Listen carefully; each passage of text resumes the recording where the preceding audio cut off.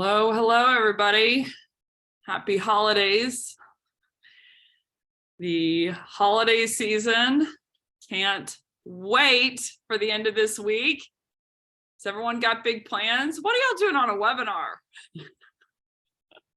I'm excited that you're here.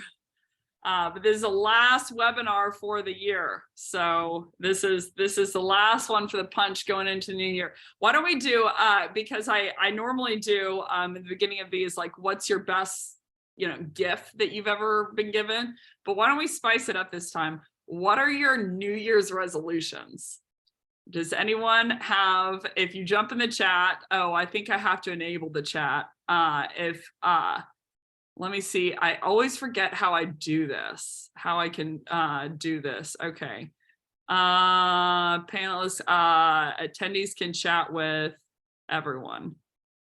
Can y'all chat? If y'all jump in the chat now. Yep. Okay, we're in. So if you go in there and give me name, company, and your New Year's resolution, if you have one. If you have one. Me and my family actually do them on Thanksgiving. Oddly enough, we set out our New Year's resolutions, and I genuinely didn't have any this year. But if you have a good New Year's resolution, if you want to pile it in there. So I know that everyone is likely up on Q4 or near the end of the year. So I know you probably got a lot going on. I'm excited that you're here. So I wanted to go ahead and jump into the meat, and maybe we'll get done early. That's probably the first time that I've ever said that in my entire career. Pick back up my guitar and find time to actually practice. Good one, Charles. Good one. Is there a song that you've learned that gives people the impression that you play better than you can? Because that's the first thing I do. I take piano lessons. I'm like, I need to learn one song really well, so it's misrepresentative of how well I play. I actually have been learning recently. I went into this is so much personal detail, but I went into, basically for the last 6 months, I'm trained by ear, and I went into, I picked a bunch of different songs where my piano coach they're like theoretically nasty songs, like, really tough ones. So I did Control Myself by Kara's Flowers, which was basically the first band that Adam Levine was in, the lead singer of Maroon 5, before he started Maroon 5. Really, really cool stuff, but you should look it up. Control Myself by Kara's Flowers is the name of the band. But then recently he was like, okay, let's get out of the theoretically tough ones. And so I'm on Anti-Hero by Taylor Swift, of course, my girl. Learn How to Sell Like You, Bradley. That's really nice. It's really encouraging, really encouraging.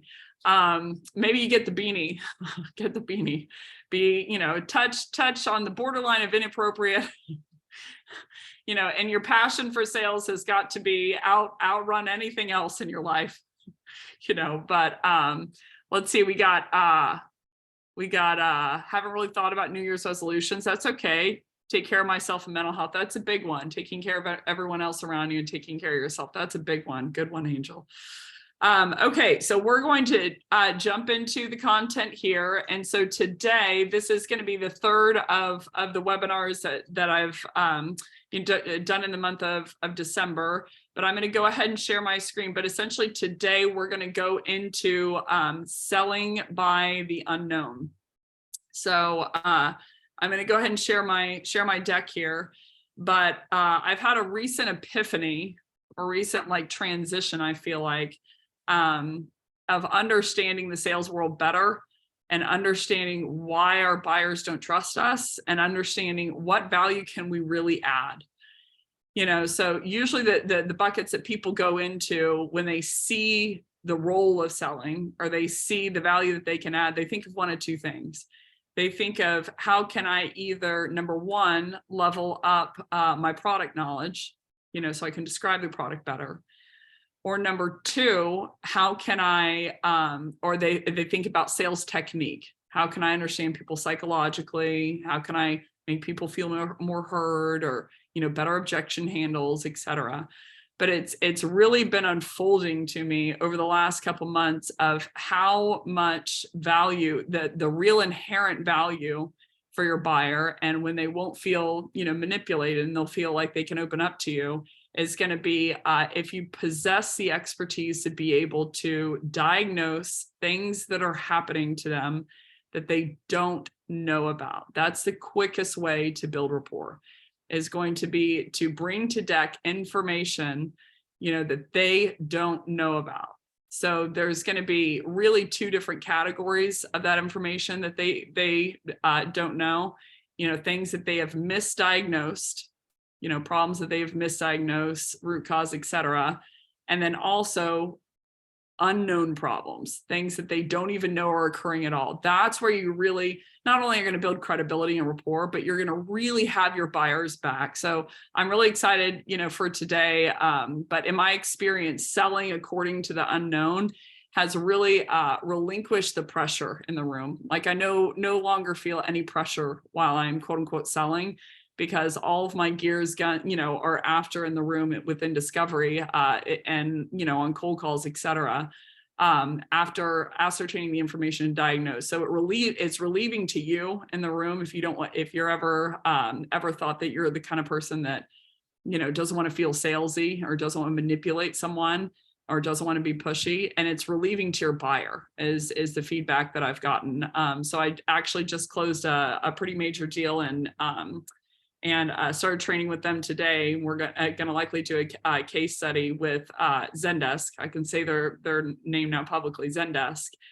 And the feedback was they felt like that I wasn't selling, like meaning I wasn't being salesy the entire way through. So I'm going to unpack essentially how I was going about that, or how I was thinking about that whenever I was running discovery and in the nascent stages of discovery with them.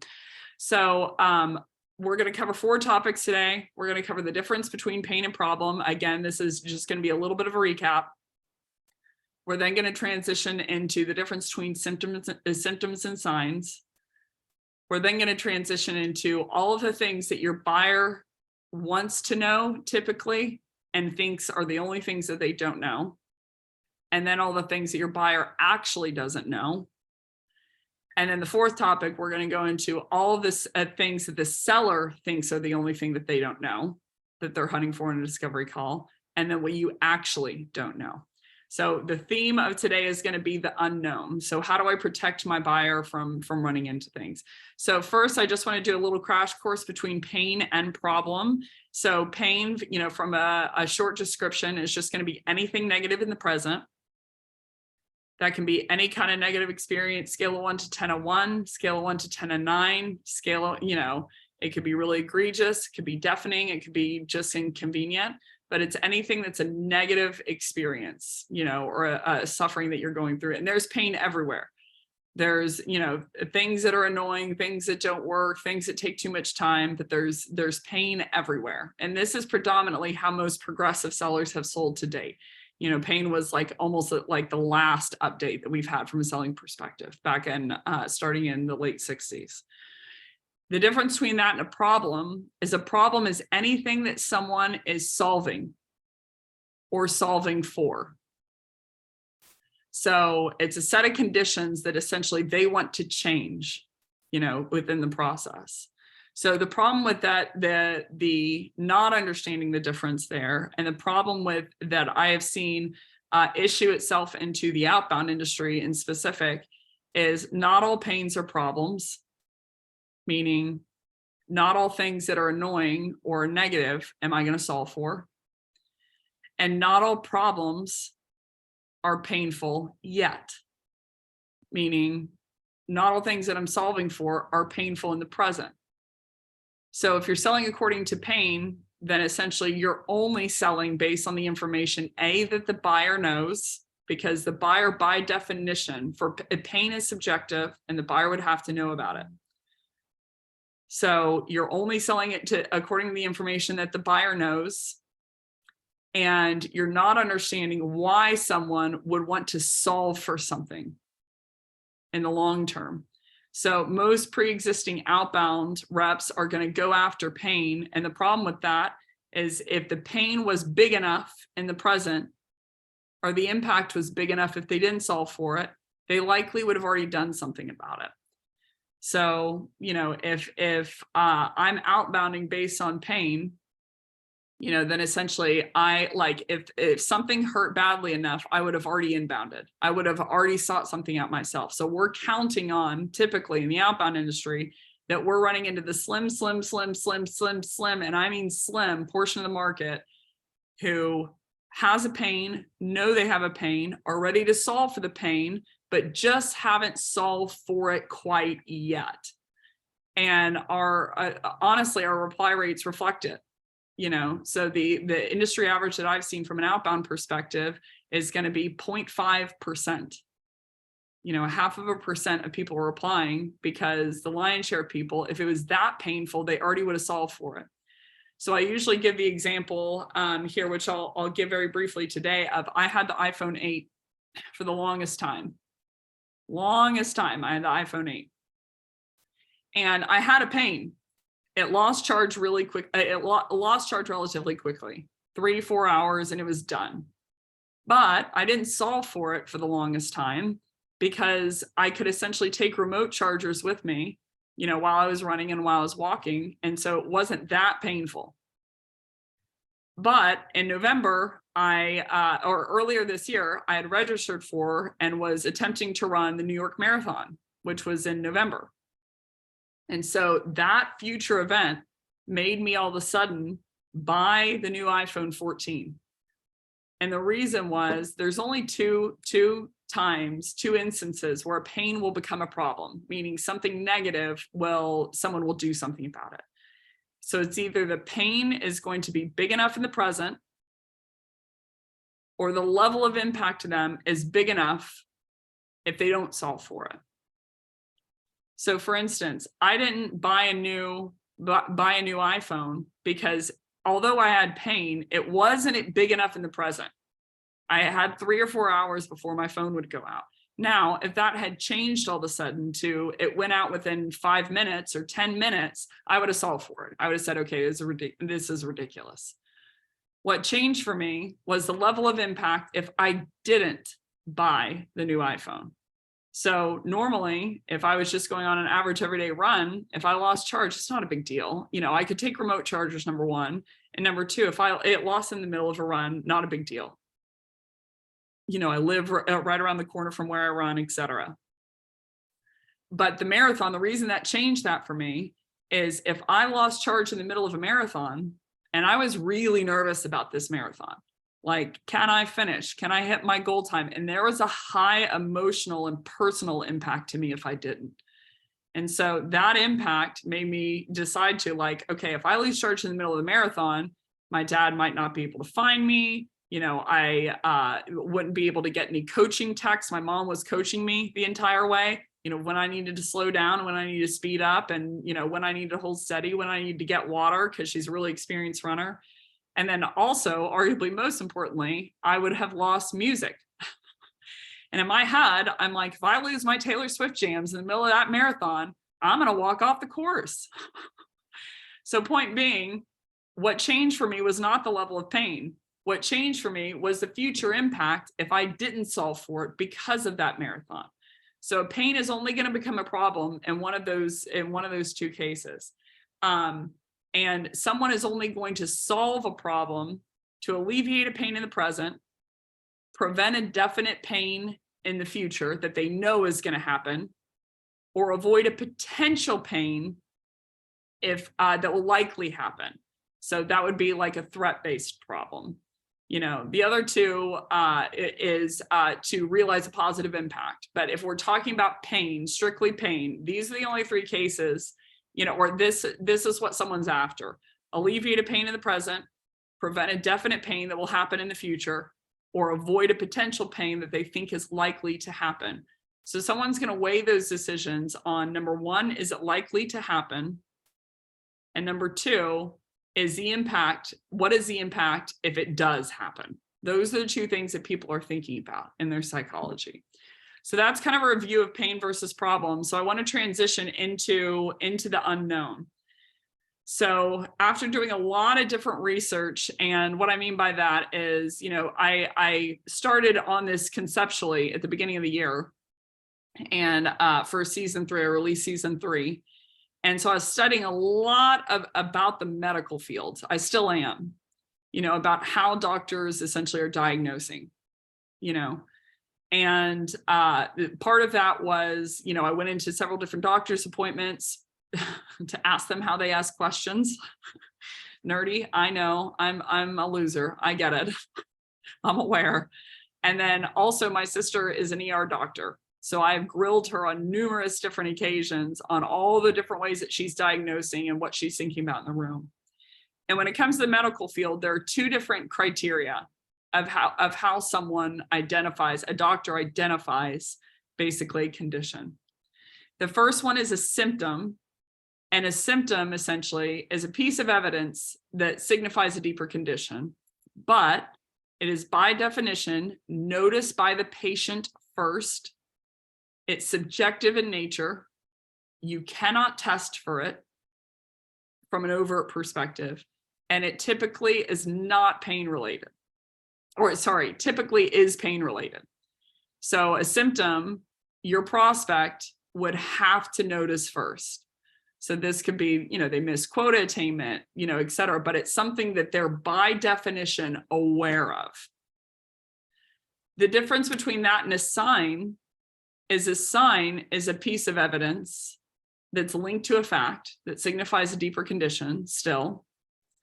But the difference between a symptom and a sign is noticed initially by the outside expert, meaning the doctor. So in this case, you, sales rep, the SDR, it's objective in nature, it can be tested for, and it isn't pain related. So a great example of this is why people, that doctors suggest you get a yearly physical, because they know if you have a symptom, you'll come to them. If it's pain related, you'll come to them if it's bad enough. But a sign isn't pain related. So they're trying to test for different things that show them as the doctor, as the expert, that you have a condition, but that they don't know.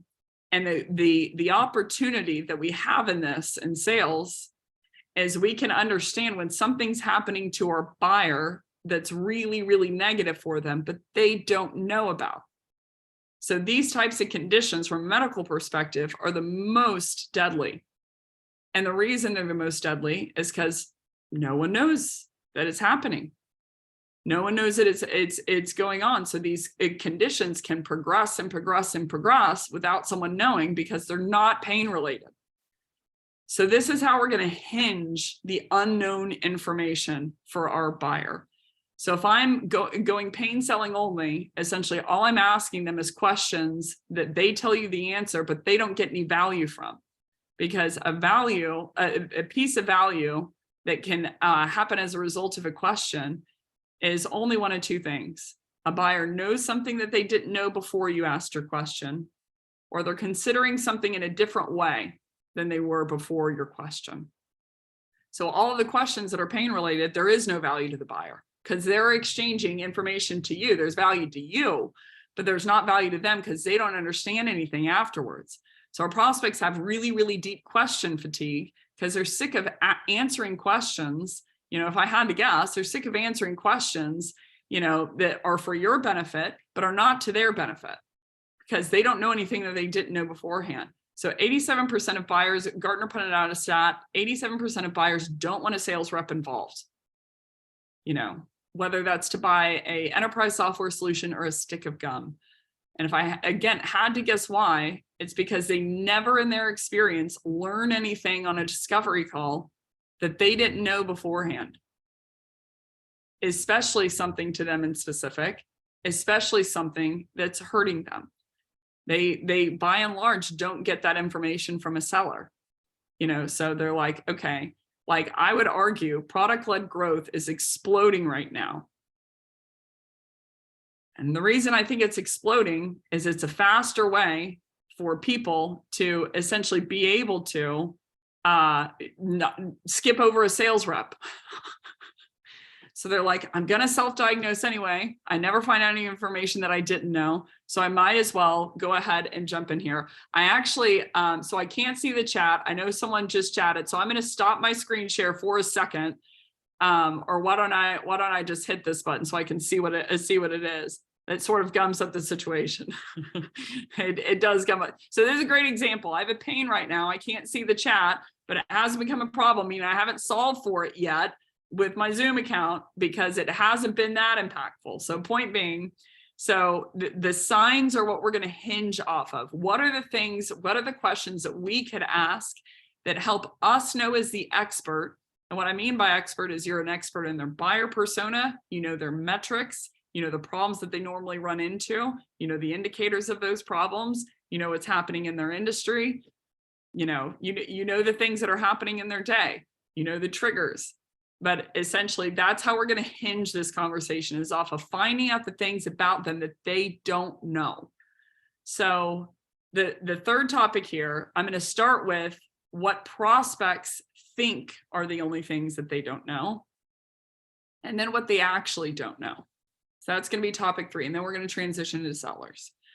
So the prospect comes into the call only wanting to know really 6 things.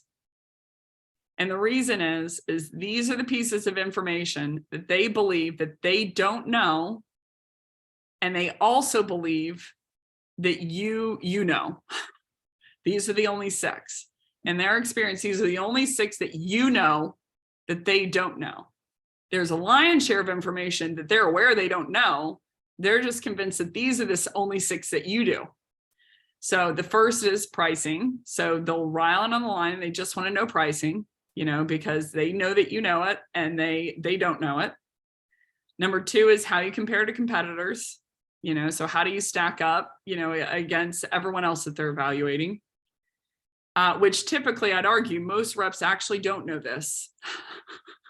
They usually struggle, you know, with how they compare competitively. Number 3 is what the product looks like. 4, what's the non-monetary cost? So time that they have to, you know, spend getting integration live, let's say, you know, or amount of people that they have to have from their team to be able to get a process live. Number 5, they won't ask you this because they won't believe your answer anyway, to be candid. But the 5th piece of information they're wondering is, does it actually work? Does it actually work? So by and large, our buyers are trying to buy an outcome. If I buy sales engagement software, it's because I want to buy more meetings. That's what I want to do. So that's the problem that I'm trying to solve if I buy a piece of sales engagement software. So people are going to marker you essentially on, did you solve their problem? Did you actually solve the problem that they had in mind? And then number 6 is going to be downsides to the product. They usually won't ask this because, again, they won't believe that you'll tell them the truth anyway. But these are the only 6, mainly pricing, what the product looks like. And that's why you'll hear our buyers, you know, just be incessant. They're like, hey, they jump on the call and they just want to see the demo. They just want to see the demo. So, and they just want to know pricing because they're convinced that's all that you know, that they don't. And so you'll see an interesting wave of companies will not disclose a demo publicly, or they will not disclose pricing publicly, mainly because they're scared that then a buyer would self-evaluate, right? And then they wouldn't have any chance to influence the sale. Essentially what you're doing at this point is you're just slowing down the sale and frustrating the buyer. That's why product-led growth is now all the rave. Because if you would just give me an option to see the product and I could get pricing without you, then I'll buy, right? But the opportunity that is in there is to find out information at a discovery call. The opportunity that you have in that is not to hold back pricing or hold back the product. If you're going to do those things, it should be at the goal of, I have to figure out what is going on with this buyer because I don't want to prescribe them the wrong thing. So if that's not the goal, then I'm like, just show them the pricing and the product and like speed it up. Right? So what are all the things that they don't know? These are the only 6 they're convinced that they don't know that you know. What are all the things they actually don't know though? So the first is problems. There are problems that arguably they don't know about. And I'll give you a great example. A lot of times I will ask questions to a buyer. I'll say, hey, can you describe your inbound process? And they're like, yeah, so we round robin leads. And I'm like, oh, there goes 50% of their leads. And then they'll say, okay, and I'll go into, I'm like, okay, so you round robin your leads to your different SDRs.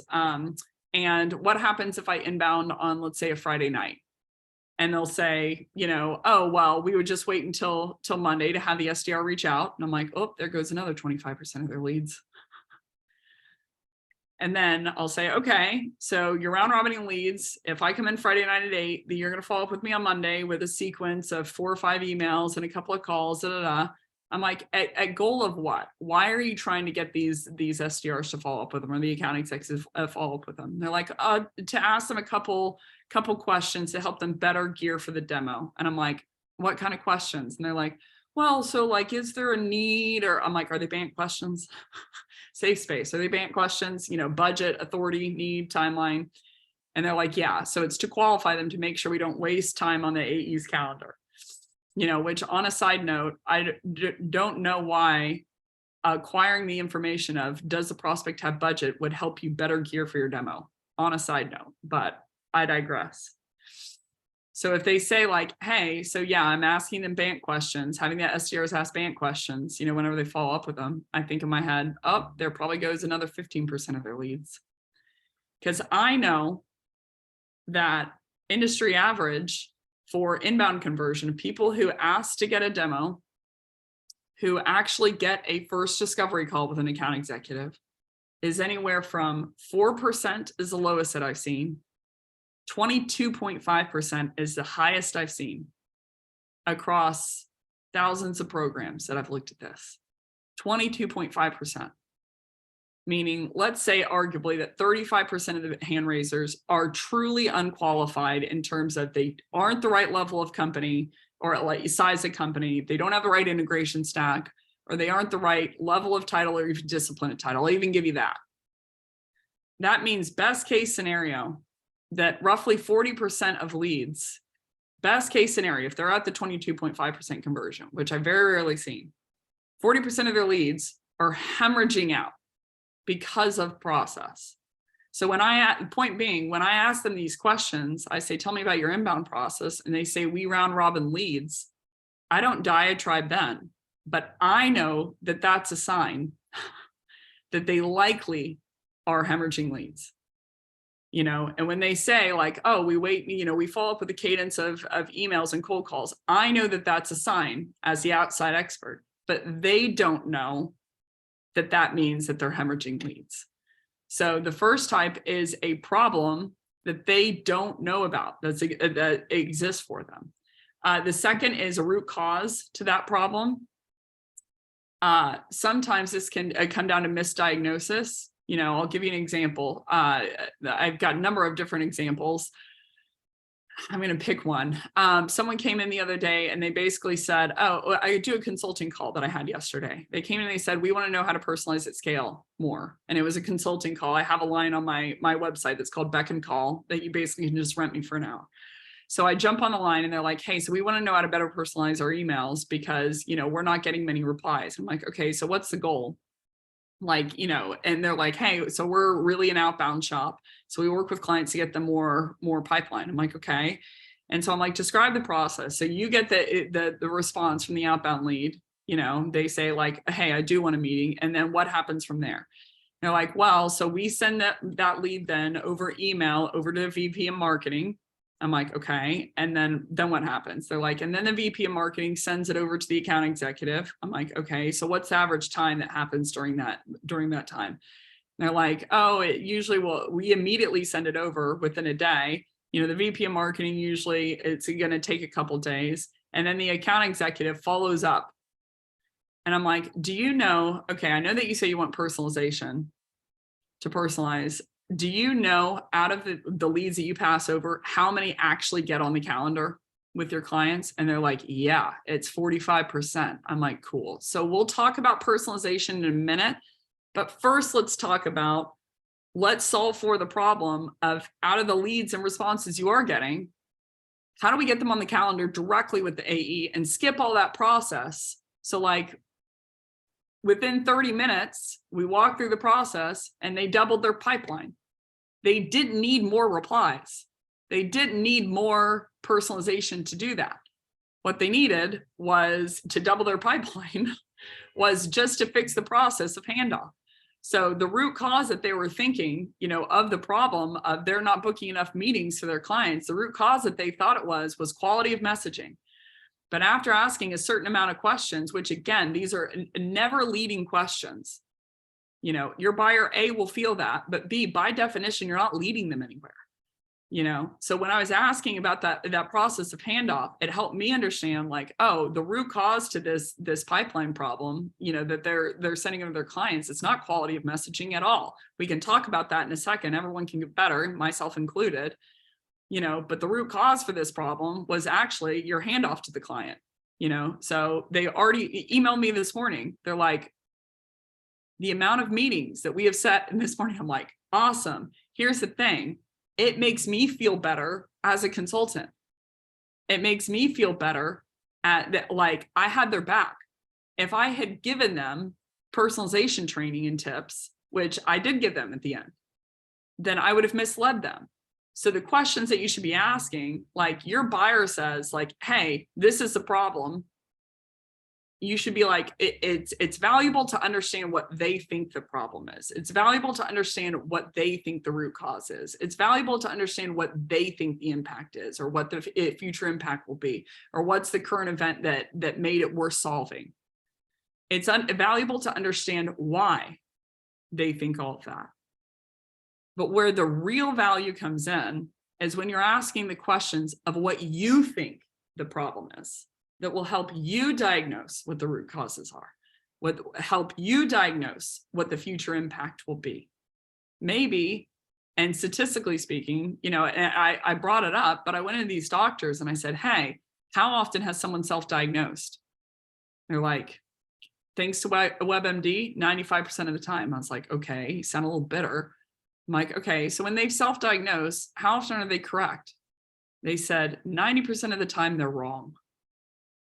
So when your buyers come inbound, or they're on outbound and they want something, there's a 90% chance, at least for the medical, that they're incorrect because it's not their expertise. So where your expertise can come in is being able to identify for them, what do you think the root cause is? But the unknown thing that they might know is they might not know that the root cause that they've self-diagnosed is incorrect, number one. And they also might not realize that there's another root cause that also needs to be changed in order to solve the problem. So let's say in that case scenario, I'd done some digging to go to open rates and spam filters and realize they also have an email deliverability problem. So it's a root cause. They didn't misdiagnose. Let's say they didn't misdiagnose the personalization. The quality of the messaging also needs to increase. But what they didn't realize was that there's another root cause outside of that, of email deliverability, that they also have to solve in order to solve their pipeline problem. So someone's going to change the root cause, hoping that they can change the problem, hoping that they can change the impact, right? It's all about impact, right? So I want to change, the impact of me not driving more pipeline for my clients is I'm going to churn all of them and I'm going to go out of business. So I'm going to change the root cause of, let's say, quality of messaging, so I can change the business outcome, the problem, into I'm booking more meetings for them. So I can change the impact of I'm actually not going to go out of business. I'm going to thrive with clients. So it's all about changing each one of those to stack up into each other. But the root cause is going to be a piece of this. The third is going to be impacts. So you have current impacts and you have future impacts. So current impacts, maybe they have misdiagnosed what they think is happening in the present because of the problem. You can't argue with them that something is happening in the present. You can argue, though, or you can uncover, for them that the problem that they've identified will not alleviate the current impact. It will not absolve for the pain. So there could be impacts that are current impacts that they have misdiagnosed. There also can be future impacts that they've misdiagnosed, that like maybe they said like, hey, a great example for of this is for the marathon. I bought the iPhone 14 because I didn't want anything to affect the marathon. And the iPhone 14 did solve my music problem and my charge problem, but another one occurred.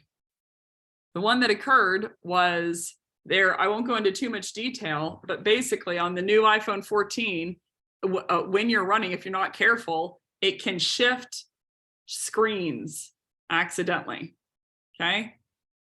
So, and that is fine if you're walking, but if you're running, then it accidentally shifts screens all the time.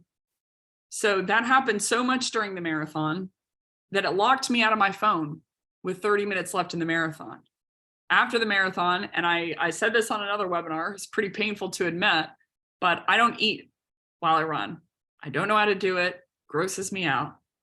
So I finished that marathon, and it was the most humid and hot New York marathon of all time, all time. I got through the finish line and I'm like, oh my gosh, I feel like I'm going to pass out. Went over to the side and my phone, I'm locked out of it. So I can't call my dad and tell him what's happening to me. And I laid on the grass and I'm like, I'm either my phone's going to come up on time in an hour and I'm going to be able to call him. Someone's going to see me and do something about this, or I'm just going to die here in the grass. Those were the three options. Thankfully, someone saw me. Apparently this guy picked me up, put me over his shoulder, took me to a medical tent. I was there for 3 hours. My body temp had spiked down to 89 and my body was entering hypothermia because, sorry about that, because downtown San Francisco, am I right? And I had spiked down to 89 or 90 degrees because I didn't eat anything. So they had to put salt blocks under my tongue. I don't remember much of it. Salt blocks under my tongue, plug my nose, force feed me Gatorade, all kinds of medications, and then I was back to life. But point being, the impact, I didn't see that impact coming. Sometimes the problem that you've identified actually won't help you avoid an impact. So there's current impacts and there's future impacts. So some of the stuff the buyer doesn't know is maybe they're afraid of a threat in the future that after you ask a certain amount of questions, you're like, that's not going to happen. Or maybe they're trying to solve for a future negative impact and avoid one. And you're like, okay, I agree that that's going to happen, but the problem you're trying to solve won't prevent that from happening. So this is the next category. How are we on time? Okay, I got 22 minutes left. I'm going to try and sum it up. Current events. This is what the buyer believes. It's ultimately what made them decide to buy. So there's a number of different triggers. I don't have time to go into it that can make someone decide to buy. But the current events that they don't know are current events that actually make the problem we're solving in the present, but that they didn't know that happened. So I can give you an example. Maybe I'm part of a sales team and a new law just went in place, of like, these are all real client examples, by the way. I sell insurance and a new law just went in place that waives the mandate that people have to buy insurance. So that's a current event that's causing a problem at present that my buyer didn't know. So that problem would have to manifest. And by the time they figure it out, it's too late to do something about it. So current events are something they might not know, and future events are something that they might not know? What are things that are going to happen in the future? Let's say that mandate is going to happen, 6 months from now. So that's a future event that would mean that they need to solve for it now. Right? So when I was solving for the marathon, or when I was solving the problem for the marathon, it wasn't a present impact. It was a future event that I was planning for, trying to avoid it.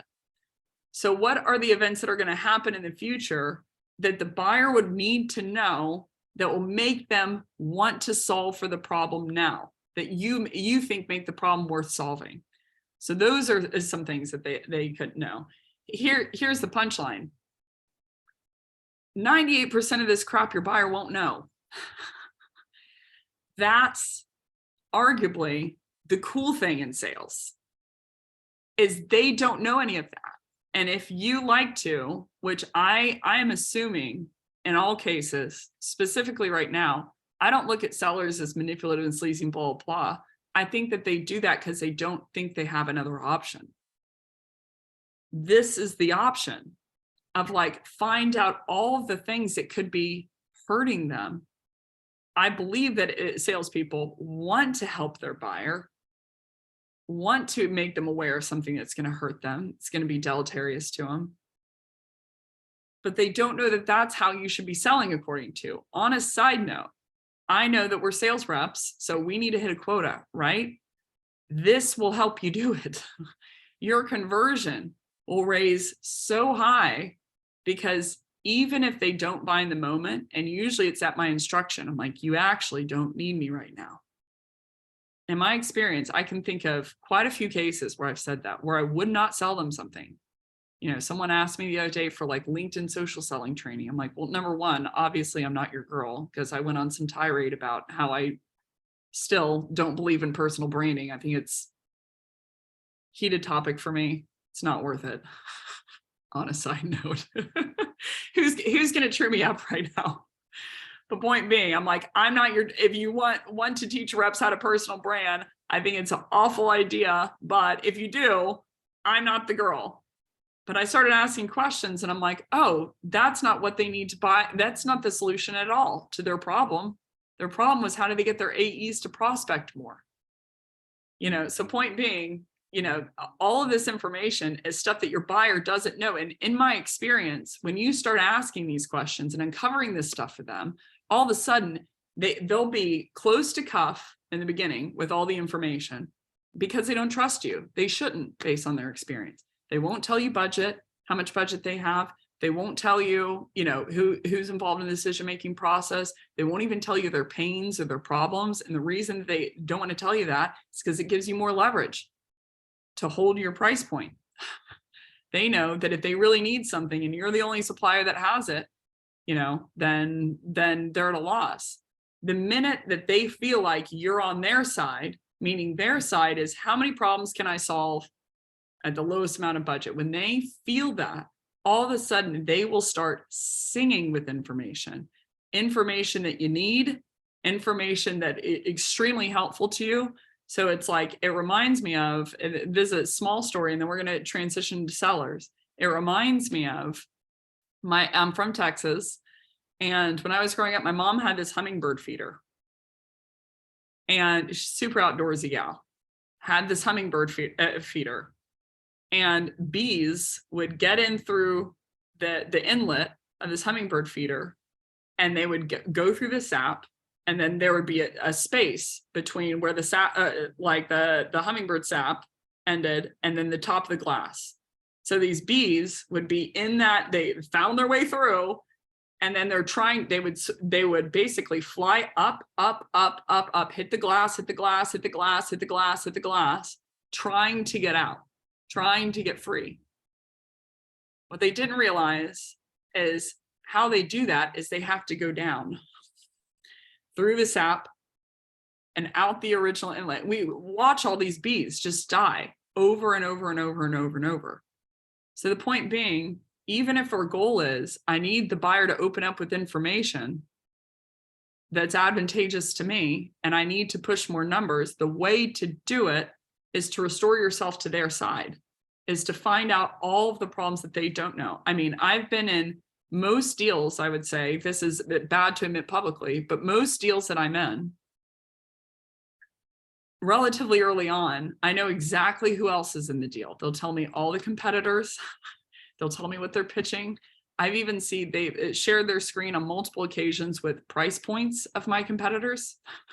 They're like, this is how much they're ringing in at. So you need to come in, you know, like whatever, to justify this, we need to go head on, blah, blah, blah. And we're scheming together of like how we get this approved, because I had their back first. So they have my back now, right? So you lead by finding out the information for them that they didn't know. And all of a sudden they start pushing out all this information. And usually during those slides, I'm like, oh my gosh, don't show these to me, because these are like unfair advantages. And I'm like, now I know how low key, I'd say 95% of my competitors come in from a pricing perspective, because my clients have shown me, they have showed me all of it, you know, because again, and this isn't, here's the thing, and then we're going to transition, I promise. This isn't a me thing. Meaning I'm not great. I'm kind of a butthead, right? I'm not unique. Meaning this isn't just I'm a nice person or whatever. So meaning this system, you know, or finding out the information that your buyers don't know. It's not like I'm doing that because I'm a, you know, Mother Teresa and that's a character thing. This can be done by anyone. And the results from, and not only a client perspective, but a relief perspective, but from a quota perspective are unbelievable. The last one here is solutions. Sometimes they've misdiagnosed a solution. Often they've misdiagnosed a solution when they say they need something or they want something or they want to look at it. I saw a sales guru the other day on the line with another sales guru, because I study everyone, you know, I'm a dweeb, that's what I do. And first sales guru says like, hey, so my wife went into the car dealership the other day. They basically said, I want this product. Sales rep goes on a long garb and she just wanted to see this piece of the car, because she wanted to make sure that basically it wasn't loud during drives. So Guru 1 asked Guru 2, what do you think the sales rep should have done? Just sold it to her or asked her a bunch of questions, you know? And sales guru 2, it blew my mind, says you should just sell it to them and call it a day. And I'm like, but here's the thing. What if sales guru 1's wife asked for a feature because she thought that that would make it less noisy during the drive, but what she didn't know was this was the wrong feature, or she needed another feature to keep it quiet during the drive. So if you're, best case scenario, if you're selling them something they say they need or they want, you're banking on the fact that they know what they need or they know what they want to solve their problem. And like the stats will show you, they're wrong most of the time. So if you just sell it and call it a day, you have likely just hurt your buyer instead of uncovering what is the true solution, because they have misprescribed a solution. Okay, I've got like 10 minutes left, so I'm going to breeze through the seller piece. The sixth thing the sellers think that they don't know, that they want to know on the call is, does the prospect have budget? Do they have authority? How big is the sale? When will the prospect buy? How likely are they to buy? And are they evaluating competitor? And they'll also say like, oh, well, what do they need? Or do they have an initiative? I'm like, again, a need is a self-prescription, which means you have to be banking on the fact that they've diagnosed everything correctly, which is very unlikely, number one. But number two, that means that you aren't finding out any of the problems that they don't know about. So the punchline is that the sale is going to increase the more I find problems. So that's where the hunt is in the room, is how do I find the problems that they don't know about? Because that's what's going to tick up and tick up and tick up into more likely of a sale, into a bigger sale, et cetera, is can I find more problems within the room? But these are the only 6 that a seller is convinced that are the reason someone would buy. So these are the 6 that they're after. What do they need? What's the timeline? What's the buyer intent? How big is the sale? Do they have budget? And do they have authority? So heaven forbid we ask these questions. I've been on a rant many times, but as a side note, IBM created the BANT framework when they had too much business and they wanted to disqualify buyers out. So unless you're in that position, I certainly would not ask these questions set on, because that's exactly what you're going to do. But what sellers really don't know is, number one, we'll start with problems. And I have to go rapid fire because I have to get you out on time. What's the problem they're trying to solve for? Is the problem they're trying to solve for solvable? Sometimes it's not. Someone called me the other day and was like, hey, so we're booking 25 meetings on outbound a month. I was like, whoa, that is high. They're like, we want to get to 70. I'm like, 7, it can't be done. And keep in mind, the price point was 20K ASP for SMB. And I'm like, can't be done. I'm like, is the problem solvable? Is the problem solvable by you? And is the problem the wrong problem to be solving to avoid the future impact? That's all the stuff that you need to acquire in the information. And also, all these slides and that asset is divided for the known problems and the unknown problems. So for the known problems, that's what you have to find out. And then you have to be after, are there any unknown problems that they don't know about? That's step 1. Step 2 is the root causes. So you have to understand, have they self-diagnose? If they have, what is it? Do I think that the self-diagnosis was correct? By the way, I'm going to get ahead of it. You can't ask them that. You can't say, hey, is this self-diagnosis correct? You have to be after with your line of questioning, after understanding, do you think it's correct? What is the true root cause that you think is that is causing the problem that they know about? And are there additional root causes? And then for the unknown problems that they didn't know about, what are the root causes of those? So it's like 2 things. And I want to understand, what do they self-diagnose? What do I think the diagnosis is? Is there a delta between those 2? And then what are the root causes for the unknown problems? Current impacts. For the known problems, have they self-diagnosed a current impact? How they think it's currently impacting them? If so, what is it? Are they truly happening because of the problem that they're representing? No, you can't ask them that. You have to uncover these from your question perspective to where you believe and you're confident. A diagnosis at the end of the day is an opinion. A self-diagnosis is an uneducated opinion. I'd argue how sales reps are, how well they know their buyer, it is also an uneducated opinion. So my push is to make it an educated one. So what do I think the current impact is of this problem? And what are the true current impacts of the problem? And then for the unknown problems, what are the current impacts of the unknown problem? Future impacts, same type of thing. So there's not only diagnosis that a doctor is responsible for, they're also responsible for prognosis. What will happen to this person if they take a medication, stay as is, and take no medication? Like, what's the trail out? That's their other piece of expertise. Pharmacists have to go to school for 3, maybe 4 years. Doctors, 12. Because the expertise, the harder of the 2, the one that you need more education for is diagnosis. So self-prognosis or prognosis is what's going to happen to them in the future. So you need to know, have they self-prognosed what they think a future impact will be? What is it? Will that actually happen? Will that be caused by the problem that they're trying to solve? Do I believe that? Is it likely to happen at all? And is it likely to happen because of, is it likely to happen or not happen because of the problem that they've identified? Sometimes it's not likely to happen at all. You're like, that's not going to happen. Sometimes you're like, oh, that's going to happen, but solving this problem will not help you from avoiding that. And what do you think the true future impacts are? And then for your unknown problems, the exact same thing. What do you think the future impact will be of these unknown problems that they don't know about if they go, if they don't do anything about it? Current events, are there any kind of current events that are the reason that the prospect tells you their self-diagnosis or the reason they want to buy?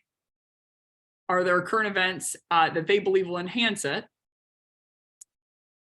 And are those current events the only ones that make the problem actually worth solving? Or are there additional ones that they didn't know about? So to be clear here, the difference between a current event and a current impact, or the difference between a future event and a future impact, is a future event isn't painful. It's something that's going to happen. A current event is something that happened already or is still happening. An impact is in relationship to the problem. So like, I'll give you an example of a future event. A future event was the marathon happening. That's not a future impact. That's just an event that's happening. A company is going to IPO. So they want to get ahead of, pushing more numbers now, or a company is going to receive funding. So they want to solve for the problem now. So the difference between those two is the current impact is how is that going to relate to, how is that going to be causal to something that's going to happen to the prospect. A future event or a current event is just standalone. So what happened that made them ultimately want to buy? And then what are the future events that they're trying to plan for now?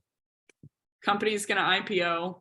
So, they're like a great example of this. I had a company come in, they basically were like, hey, we need sales training. I go through the KPIs. I'm like, wait, you have a quota of 10 meetings and you're at 18 meetings a month. Why on earth are you buying sales training? They kept coming back and it was inbound, and it was inbound. I took that as a clue. And they're like, we need sales training. I'm like, I don't understand why. We need sales training. I was like, I don't understand why. There's 5 other of my competitors in the deal. And I could feel it in the room. I'm like, there is something that they're not telling me. I was like, okay. So I sold to them. I go under NDA and they're like, we're IPOing in 3 months. There's a future event that they're planning for. And they're like, even though we're past our quotas now, we're afraid that when we go out to market, that the market won't agree and our stock could be impacted. So a future event is, something that's going to happen in the future they need to solve for now. So are there any future events that are causing the prospect to solve for it? Are those future events actually going to happen? Are there any other future events that they don't know about that should make them want to solve for it now? And then the same for the unknown problem. So I know theoretically, we're getting in the weed or getting in the meat of it here, but essentially from a high level, I'm just trying to figure out, what are they self-diagnosed? What do I think is the diagnosis? So for solution, have they self-prescribed something? If so, what is it? Do I think it's correct? And what do I think the true solution is? And then for the unknown problems, what do I think the solution is for that? There is a massive gap and a delta between what your prospect believes coming into the room and what's likely true. So we got 2 minutes left here. I didn't get to any of this. These are all the questions that you can ask to be after those, which I covered in webinar 2, by the way. It's on demand. It's on the website. If you click on webinars, and it's questions that you can ask. But the summary is this. There is a lot of information that your buyer doesn't know that you can very easily uncover and help them, really help them. I told you that I was running the marathon, but I didn't tell you why. The reason was my mom was a great runner for 30 years. She went out and one day and there was ice out on the ground and she slipped and felt a tear in her knee, goes into the doctor. He doesn't ask many questions. He prescribes her physical therapy. She goes and does the exercises for a week. She comes back to him and says, I'm in more pain. He said, no, do them for longer. So she's like, all right, you're the expert, goes back and does those for 3 weeks, came back in, demanded an MRI, and he had missed a tear. And because of the exercises that he prescribed to her, she can never run again, ever in her life, because someone didn't ask the right questions. So the opportunity that we have in sales is we can impact someone greatly for the better or for the worse, based on the questions that we ask them. So my charge is to understand that information, to put all of the sales technique questions down of how to make them feel better, or feel more heard, or feel more like it's important, right? You know, right off the jump, I guess, to get them to open up. But what really gets them to open up is when they're aware that you're not asking, what if you could be on the beach, you know, walking down with your dream body, but you're asking questions to help them to diagnose correctly, and they can feel it in the room. And they will thank you because of it. So that is everything. Thank you so much for coming. I had a blast with you all. Happy New Year. Happy holidays. Merry Christmas if that's your thing. I had a lot of fun today. Thanks for sticking with me. I know we went through a lot of meat. So I have no CTA. That's it. Thanks for coming, for giving me your time, especially near the end of the year. So you know what I'm gonna say, of happy prospecting, happy selling. Hope that you close some deals, you know, by the end of the year, some bluebirds, and may the odds be ever in your favor. Thanks for coming, y'all.